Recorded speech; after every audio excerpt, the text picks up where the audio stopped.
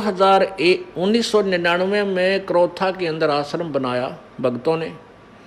इस दास ने वहाँ परमात्मा का प्रचार शुरू किया। 2003 में, सन 2003 में ये ज्ञान एक इंटरनेशनल चैनल, आस्था चैनल है, उस पर फरवरी में प्रारंभ हुआ। ये 6-7 महीने चला। उसके दौरान इनके शिष्यों ने जब वो साधना चैनल पर देखा, इनकी पोल खुल गई सारे संतों और पंथों की, इन्होंने हाहुल्ला मचा के और वो हमारा प्रोग्राम बंद करवा दिया। और लोगों में कहने लगे वो झूठा है, कपटी है, पाखंडी है, गुंडा है, ऐसे गुंडागर्दी करता है, आश्रम में ऐसा होता है। उनका उद्देश्य ये था कि इस रामपाल को इतना बदनाम कर दें कि लोग इसके नाम से भी नफरत करें और कोई भी शिष्य वहाँ व्यक्ति ना जावे, कहीं तुम्हारे इस अज्ञान की पोल जनता तक ना खुल जावे। उस उद्देश्य से लेकर के इन्होंने इस दास का विरोध शुरू किया। अब वो मुझे बदनाम करने में तो सफल हो गए, लेकिन सत्य को मिटा नहीं सकते। अब जैसे कंचन सोने के ऊपर गोबर डाल दे, टट्टी घेर दे और कह दे तो बहुत बुंडा है, निकम्मा है, एक ये किसी काम का नहीं है। लेकिन जिसको सोने की पहचान है, उसको पता है उस कीचड़, उस टट्टी के डाल देने से, बिस्टा डाल देने से सोने की वैल्यू कम नहीं हो सकती। जय कंचन बिस्टा पड़े घटे नेता का मोल। अब जिसको सोने का पता है ना, टट्टी कहते उस पर जहर घेर रखा, जब वह ठाकर धो मांझ कर पछली जेब में देख डालकर डांग ठोक देगा, देखे भी कोई ना कि देखो छीन ले। तो ऐसे ही इस दास से जो परिचित हो चुकी है पुण्यात्मा, एक भी टस से मस नहीं हुई इतनी बकवाद सुनकर। नहीं तो घर के भी मुंह फेर ले, घर वाले भी मुंह फेर ले, इतनी बूढ़ी बकवाद। और समाचार पत्रों में, मीडिया में, हे भगवान, हे परमात्मा, आखिर आ गई इस कलयुग की। कोई भी सच्ची कहीं इंसान इस पृथ्वी पर, केवल मेरे भक्तों के अतिरिक्त जिन्होंने जो मुझे पहचान चुके हैं। इसलिए यही कारण है कि जो मीडिया को ज्ञान हम एक नंबर का अच्छी आत्मा मानता था ये दास, नो क्या करते भाई ये बात के समाचार पत्रों में आ गई है तो सही पावेगी, सच्ची होगी। अब हमें पता लग गया है कि समाचार पत्र सच्ची लिखना जानते ही नहीं।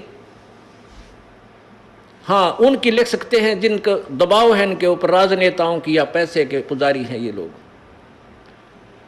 जहां इनके अच्छे पेपर बिक सके, बिक जाए, उनका कुछ भी लिख सकते हैं।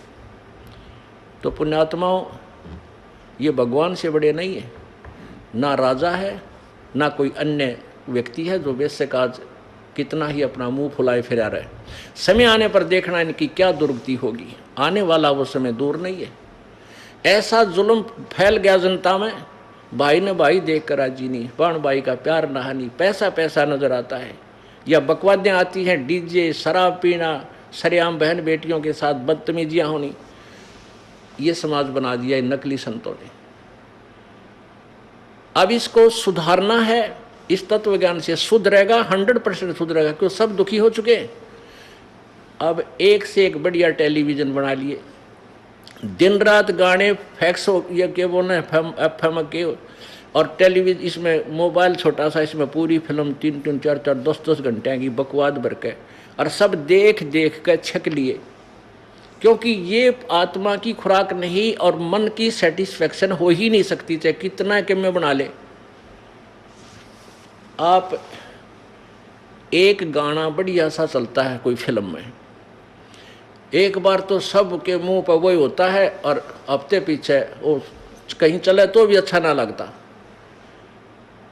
तो इस प्रकार एक समय ऐसा आएगा, इन बकवाद सब छक लेंगे, और किसी का कैंसर, किसी का ब्रेन ट्यूमर, किसी के फेफड़े गल गए, किसी का अधर्म मारेगा, किसी को मेंटल हो जाएगा, टेंशन। तो ये सारे की ब्रेनमैटी होगी। जब ये भौतिकवाद के परेशान किए हुए फिर आध्यात्मिकवाद को ग्रहण करते हैं, फिर ये सीधे पूछड़ होंगे इनके। जब आएंगे भगवान भी बजेंगे, ब्रेनमैटी करवा लेंगे, तो फिर ये समाज सुधरेगा। इस ज्ञान को सुनेंगे, इस आध्यात्मिक, इस तत्व ज्ञान के बिना और कोई भी ज्ञान ऐसा नहीं है जो पृथ्वी पर शांति पैदा कर सके या माया से मन हटा सके। और साथ में परमेश्वर पावर हमारे साथ होगी, तब ये मन टिकेगा। तो प्रसंग चल रहा था कि ये इन संतों पंथों के पास ना तो कोई वर्ड पावर है, ना इनका आध्यात्मिक ज्ञान श्रेष्ठ है, जिस कारण से समाज जो पुण्य आत्मा पहले अच्छी आत्मा थी वो भी गिरावट में आने लगी, क्योंकि उनको जो भगवान से मिलने वाला लाभ वो लेने गया था प्रभु से, वो मिला नहीं। फिर कोई तो मिलावट करने